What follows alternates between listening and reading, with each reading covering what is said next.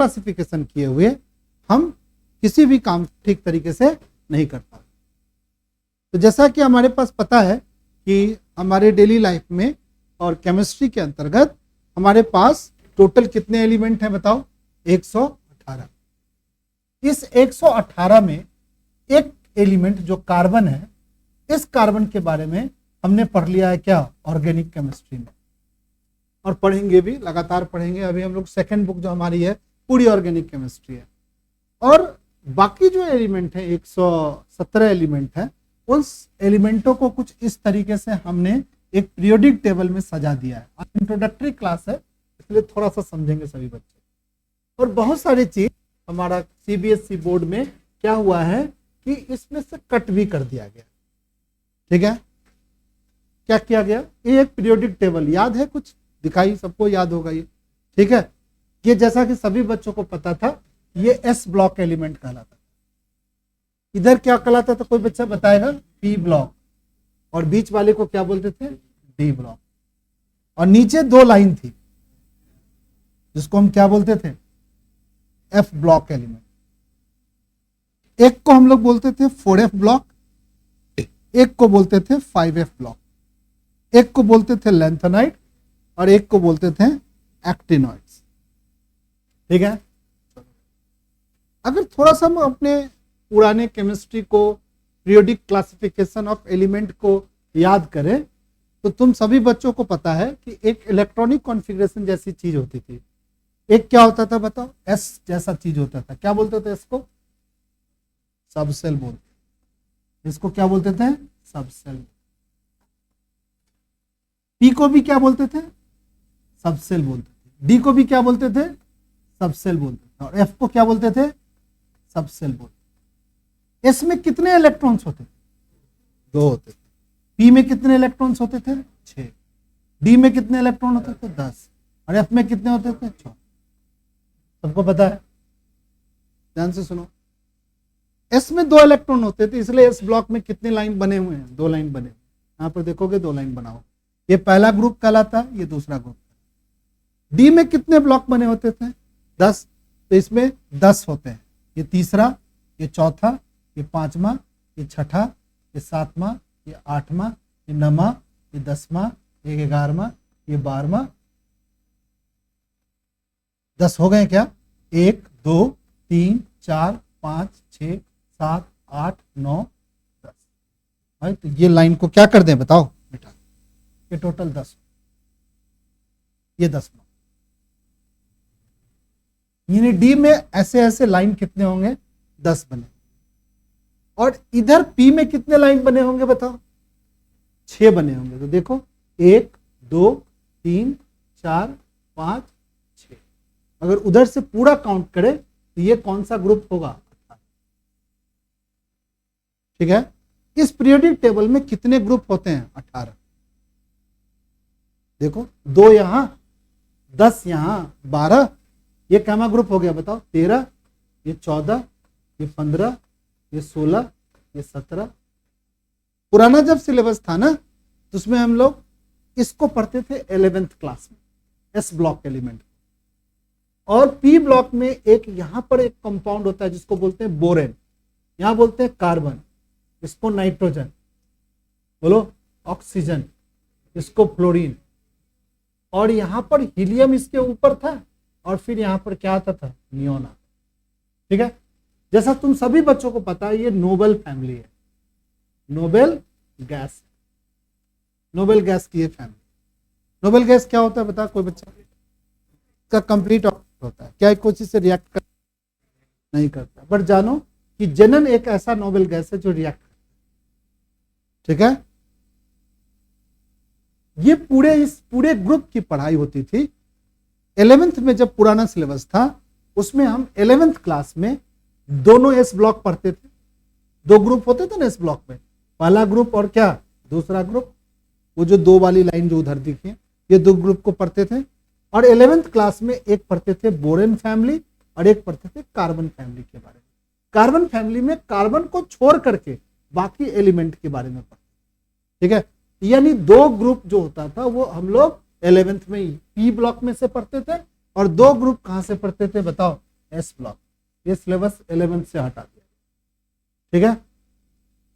और 12th में क्या पढ़ते थे? Nitrogen family, oxygen family, fluorine family और नोबेल गैस, पूरा पी ब्लॉक के ये 4 ग्रुप को पढ़ते थे 12th क्लास में। वो तुम्हारे 12th से भी हटा दिया गया, ठीक है। बट नहीं नीट से हटाया गया, नहीं जेई मेन से हटाया गया है, ये अभी भी पूछ। अब बचा क्या आपको? तो भाई ये वाला हट ही गया 11th क्लास में, तो बचता कौन है बताओ? डी ब्लॉक, डी, ठीक है। तो तुम्हारा प्रश्न ये होगा कि सर एस और पी के बारे में नहीं समझे हैं, तो क्या हमें डी का कैरेक्टर समझ में आ जाएगा? हाँ सर समझ में आ जाएगा, क्योंकि डी की कैरेक्टर होती है वो एस डिफर होती है। अब डी का कैरेक्टर क्या होता है? एस, जब हम इस ग्रुप के बारे में पढ़ते थे तो हम इस पूरे बोरेन फैमिली के बारे में पढ़ते थे। बोरेन के नीचे एल्युमिनियम, एल्युमिनियम के नीचे गैलियम, इंडियम, थैलियम और जर्मेन, ऐसे कुछ होता था एलिमेंट। कार्बन के नीचे ऐसे फैमिली को हम ऐसे पढ़ते थे, ऊपर से नीचे के कैरेक्टर को देखते थे। उसी तरीके से पहले ग्रुप को हम लोग ऐसे देखते थे, दूसरे ग्रुप को भी ऐसे कैरेक्टर देखते थे। तो ये कैरेक्टर को हम लोग 11th 12th के जो सिलेबस थे उसमें से ये हटा दिया गया, तो बच गया 12th के सिलेबस में डी ब्लॉक का। अब डी ब्लॉक को समझने के लिए थोड़ा सा एक पुराना एक इलेक्ट्रॉनिक कॉन्फ़िगरेशन को थोड़ा हम लोग याद कर लें। कैसे लिखते थे इलेक्ट्रॉनिक कॉन्फ़िगरेशन को? तो हम लोग लिखते थे सबसे पहले 1s लिखते थे, याद है सब बच्चों को? भूल गया? पीछे क्या लिखते थे? 2s, क्या लिखते थे? 2p। ये 3s, बोलो यहाँ 3p। यहाँ क्या लिखते थे? 3d। ये 4s, ये 4p, ये 4d, ये 4f। आदर्श एब्सेंट है ना? ये 5s, ये 5p, ये 5d, ये 5f, ये 6s, ये 6p, ये 6d। जरूरत नहीं पड़ती है किसकी? 6f की। 7s, 7p, 7d की भी जरूरत नहीं पड़ती। अब इसमें कितने इलेक्ट्रॉन्स होते हैं बताओ? 2। तो कितने हो गए? इन सब 2-2 मिलके कितने हो गए? कोई बच्चा बता दो। 2, 2, 4, 2, 6, 2, 8, 2, 10, 2, 12, 2, 14, 14 इलेक्ट्रॉन यहाँ हो गए। पी में कितने होते हैं बताओ बच्चा पार्टी? 6। तो 6, 6, 12, 18, 24, 24, 6, 30 और 6, 36। 36 यहाँ हो गए, 40 यहाँ हो गए और 14, 14 क्या हो गया? 28। सबको जोड़ के 118 आ रहा है क्या? आ जाना चाहिए। ये कितना है? 14 है ना? ये 10 नहीं है बॉस। 2, 2, 4, 2, 6, 2, 8, 7 है ना? ये 14 हो गया। 14 108 है। देखो भाई ठीक से काउंट करो। ये 14 में ये 40 हो गया, हो गया 118 हो जाए। टोटल 118 होना चाहिए। देखो भाई 36 में ये जोड़ो 14, 40, 50 हो गया। 50 और 40 मिलके क्या हो गया? 90, 90 और 28 मिलके क्या हो गया? 118। यानी 100, यानी जेड जो है ना, जेड बोले तो क्या मतलब? Atomic number. 118 एटॉमिक नंबर है और जेड की वैल्यू कहां से शुरू होती है? 1 से, ठीक है। 1 हमारा किसका है? हाइड्रोजन का है। ये अन ऑक्टियम का है। हमने 11th में पढ़ा था नॉमेनक्लेचर। एक को बोलते थे क्या? अन। दूसरे एक को भी बोलेंगे क्या? अन। और 8 को क्या बोलते हैं? ऑक्ट। और ईएम तो लिखते ही थे, तो अन ऑक्टियम हो गया। यहां तक में एक से लेकर कंटिन्यूअस जेड जो होता है उसमें बदलाव नहीं आती है, एकदम फ्रैक्शन में भी नहीं होते हैं। जेड एक्चुअली होता क्या है? नंबर ऑफ प्रोटॉन्स होता है, नंबर ऑफ प्रोटॉन्स होता है। और प्रोटॉन होता कहाँ है बताओ बच्चों? बत्ती न्यूक्लियस के अंदर। क्या प्रोटॉन इधर उधर जा सकता है? नहीं सर। क्या रिएक्शन में प्रोटॉन पार्टिसिपेट करेगा? अब हमारी एक बात समझा कि हमारी जो एस और पी को पढ़ना क्या है? डी। डी क्या है? डी कहां से शुरू होता है? देखो ध्यान से देखोगे तो डी में इलेक्ट्रॉन कब जाता है? तो पहले 1s का होता है, फिर क्या होगा? 2s, 2s के बाद कहां जाएगा बताओ? 2p, 2p के बाद क्या होगा? 3s, 3s के बाद क्या होगा? 3p, 3p के बाद क्या होगा? 4s, 4s, 4s कहने का मतलब यहां पर होगा 4s, ये 4s2 होगा, 4s1, 4s2। देखो यहां पर 4s, 4s के बाद क्या होगा? 3d। यानी ये जो होगा ये 3d का होगा। समझ रहा है सब बच्चा? 3D1, ये 3D2, ये 3D3, ये 3D4, ये 3D5, ये 3D6, ये 3D7, ये 3D8, ये 3D9 और ये 3D10। खत्म, 3D खत्म। 3D के बाद कौन जाएगा बताओ? 3D के बाद कौन जाएगा बताओ? 3D के बाद कौन जाएगा बताओ? 4P।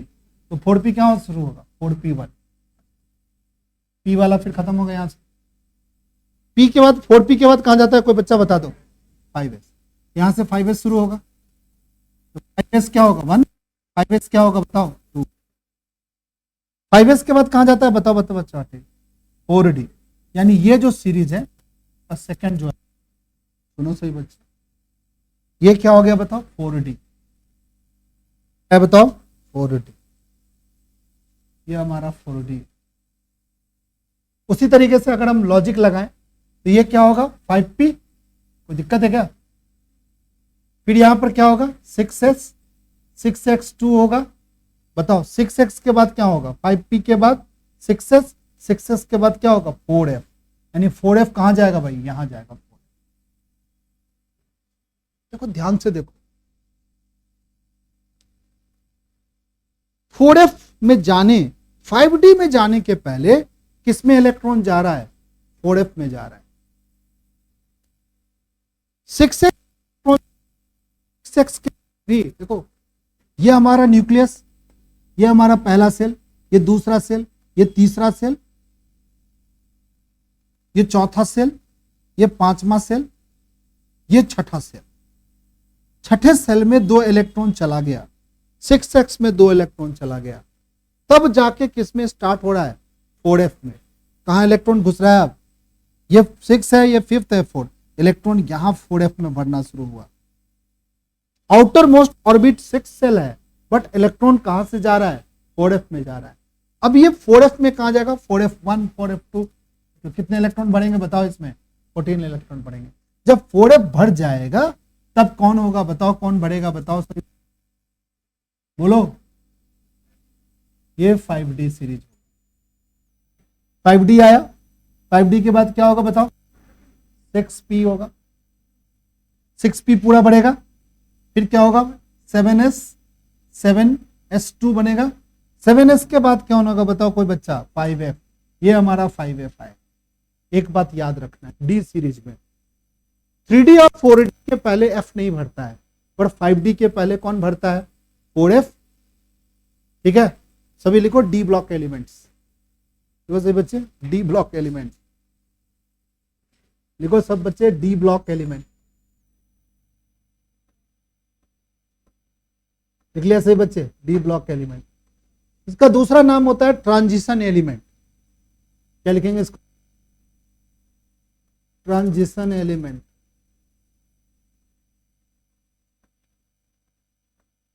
ट्रांजिशन एलिमेंट दूसरा नाम है ट्रांजिशन एलिमेंट। इसमें हमारे पास एक 3D सीरीज है, लिख लो 3D सीरीज। एक लिखो 4D सीरीज, ये दो चीज लिखो, 3D series, 4D series. 3D series, 4D series, जैसे लिख रहे हैं ऊपर नीचे वैसे ही लिखना बेटा। 3D पहले लिखना, फिर 4D लिखना। उसके नीचे एक चीज लिख दो कि 5D सीरीज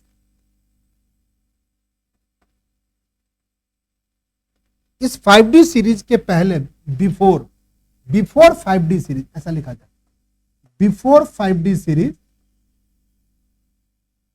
5D सीरीज के पहले before 5D series 4F series start, ऐसा लिखा।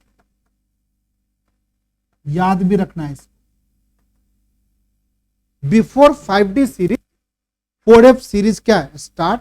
और इस 4F सीरीज को हम क्या बोलते हैं? कोई बच्चा बताएगा 4F सीरीज को क्या बोलते हैं? 4F सीरीज को बोलते हैं लेंथेनॉइड। क्या बोलेंगे इसको? लेंथेनॉइड। लिख लीजिए जैसे 4F सीरीज को बोलेंगे लेंथेनॉइड। जो हमें पढ़ना भी है, लेंथेनॉइड्स के बारे में पढ़ना है। और एक बात और लिख देंगे कि before 6D series 5F series start,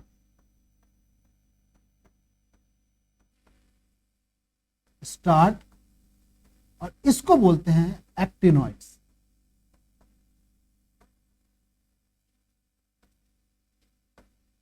इसको बोलेंगे एक्टिनॉइड्स।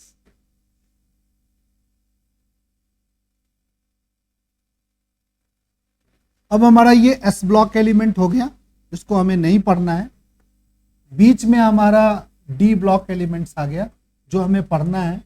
ये हमारा पी ब्लॉक एलिमेंट है,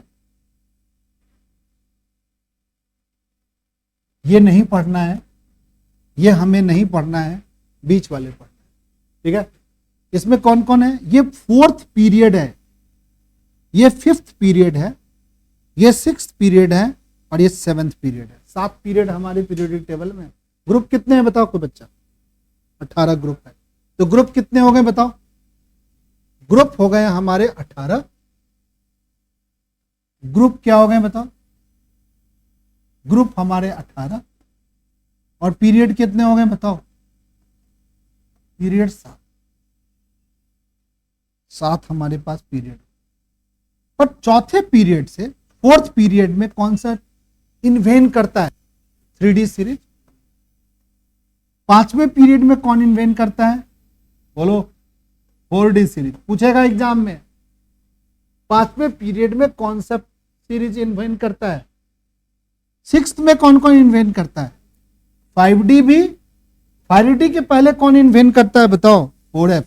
याद रखना है, इस बात को भूलना नहीं है। और 7th सीरीज में क्या होगा? 7th पीरियड में क्या होगा? 5F इन्वेन करता है पहले किसके? 6D से। ठीक है, हमें डिटेल में पढ़ना क्या है? 3D सीरीज के बारे में। डिटेल में किसके बारे में पढ़ना है? 3D सीरीज के बारे में। 3D सीरीज में एलिमेंट कौन कौन है इसको लिख। 3D सीरीज में एलिमेंट कौन कौन है उसे लिख देना। कौन कौन है किसी को याद है? Scandium, titanium, vanadium, chromium, manganese, iron, cobalt, nickel, copper. यह हमारा 3D सीरीज का है। ये कौन एलिमेंट है बताओ बच्चा पार्टी? ये हमारे 3D सीरीज के हैं। ये इस स्कैंडेनियम का कितना एटॉमिक नंबर है बोलो? 21। नो डाउट इसका क्या होगा? 22। इसका 30, 23, 24, 25, 26, 27, 28, 29। सबका इलेक्ट्रॉनिक कॉन्फ़िगरेशन लिख सकता है सब बच्चा? इलेक्ट्रॉनिक कॉन्फ़िगरेशन कैसे लिखेगा बताओ? 1s2, 2s2, 2p6, 3s2, 3p6, 4s2। यहां तक तो सब बच्चे लिखो, 20 तक यही होता है। 4s2 के बाद कहां जाएगा? 3d1। 3d1।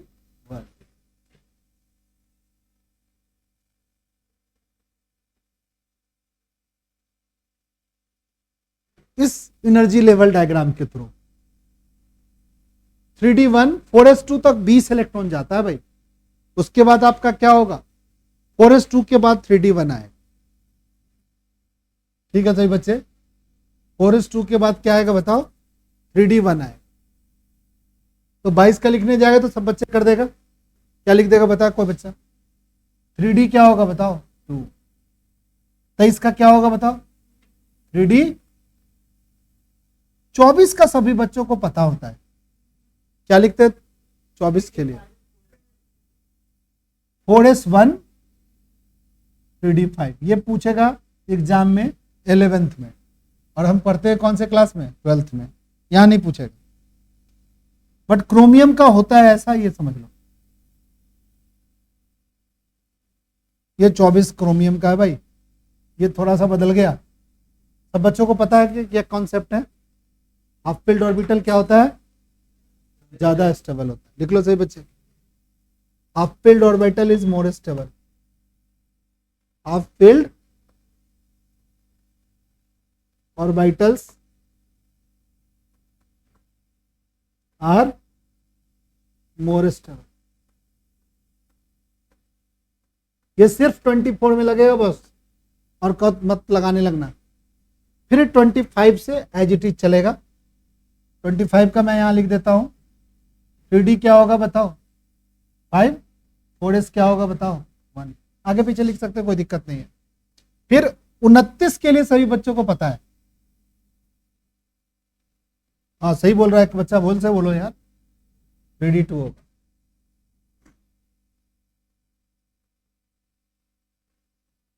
फाइव एस क्या होगा बताओ। तो अगली बार हम लोग 29 का कोई बच्चा बता दो मेरे को, कोई बच्चा बता दो। 3D 10, 4S 1। कॉन्सेप्ट कौन सा, वही हाफ फील्ड कि फुल फील्ड। हाफ फील्ड और फुल फील्ड लिख दो, फुली फील्ड। जो ऑर्बिटल्स होते हैं आर मोर स्टेबल होते हैं। चलो, और 3D 30 का तो आपको पता है। 30 का क्या होगा, कोई बच्चा बता दो। 3D 10, 4S। तुमसे एग्जाम में क्या पूछेगा, तो जनरल इलेक्ट्रॉनिक कॉन्फ़िगरेशन पूछेगा डी ब्लॉक का। कोई बच्चा बता सकता है general electronic configuration D block क्या होगा। D block general electronic configuration, general electronic configuration क्या होगा, N-1 D 1 to 2 क्या 10, N S 1 to 2, ये ना जनरल कॉन्फ़िगरेशन। N की वैल्यू क्या होगा इसके लिए, 3D सीरीज के लिए N की वैल्यू क्या होगी। N की वैल्यू कहां से स्टार्ट होगी बताओ, 4 से। क्या 1 से शुरू होगी क्या। इनकी वैल्यू यहाँ 4 होगी तो यहाँ पर क्या होगी, डी के लिए 3 हो जाएगा। यहाँ इनकी वैल्यू क्या हो सकती है, 5 होगा। 5 होगा तो N-1 डी किसके लिए होगा, 4 हो जाएगा। इनकी वैल्यू अगर 6 होगा तो क्या होगा, यहाँ 5 हो जाएगा। और n की वैल्यू 7 होगा तो क्या होगा, यहाँ क्या हो जाएगा, 6 होगा। यानी हमारी 3D ब्लॉक्स में एक तो 3D होगा, एक क्या होगा बताओ 4D होगा, एक क्या होगा 5D। 5D के पहले कौन आएगा, कोई बच्चा फिर से बता दो। एक 4F, और 4F ग्रुप को क्या बोलते हैं, लैंथोनाइड। फिर क्या आएगा बताओ, ये 6D। 6D के पहले कौन आएगा बताओ, 5F, इसको क्या बोलते हैं, एक्टिनाइड्स। और ये सारी बातें, ये जो सारी बातें हैं, ये कौन से पीरियड में है, चौथे पीरियड में है। ये कौन से पीरियड में है, 5वें पीरियड में है। ये कौन से पीरियड में है, 6ठे पीरियड में है। ये कौन सा पीरियड में, 7वां पीरियड में। ये है क्या पीरियड, सभी बच्चे के दिमाग में रहना चाहिए। और डिटेल में किसके बारे में पढ़ना है, 3D के, ठीक है। बट कौन कहां पे है ये याद रखना है, समझ गया से बच्चा। इतनी बात किसी को दिक्कत।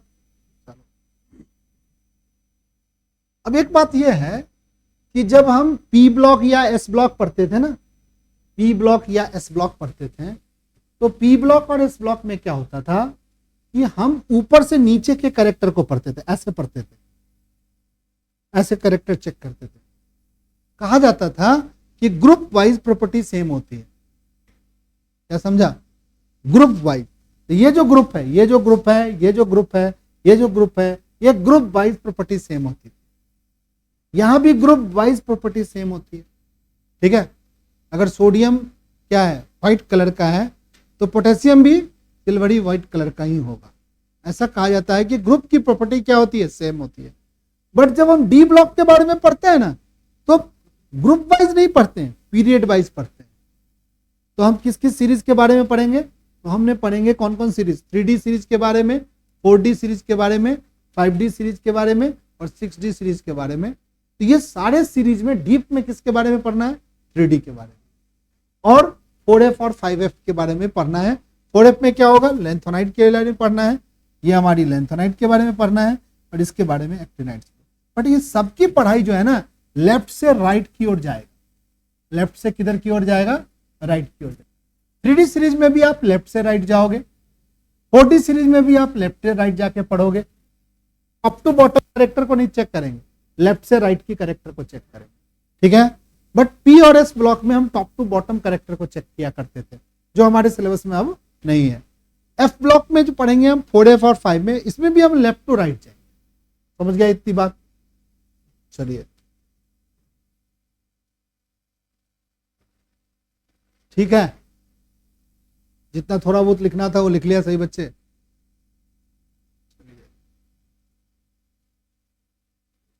चलिए थोड़ा सा आगे।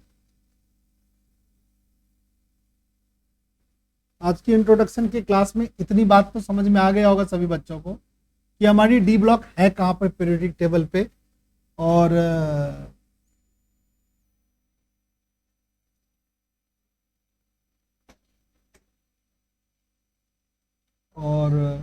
पढ़ना कैसे है, हमें इसके बारे में लर्न कैसे करना है। देखो ये सब के बारे में आपको पता चल गया है।